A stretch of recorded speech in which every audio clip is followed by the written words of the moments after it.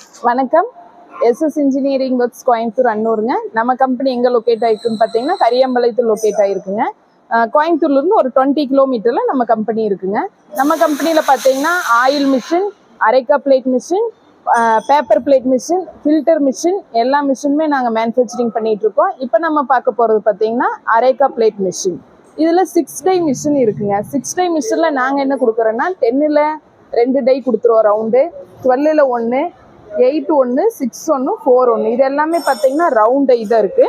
இது பார்த்தீங்கன்னா double cutter நாங்கள் யூஸ் பண்ணுறோம். Double cutter, double frame. Frame பார்த்தீங்கன்னா டபுள் ஃப்ரேமு, ஹைட்ராலிக்கில் ப்ரெஸ் ஆகக்கூடியது.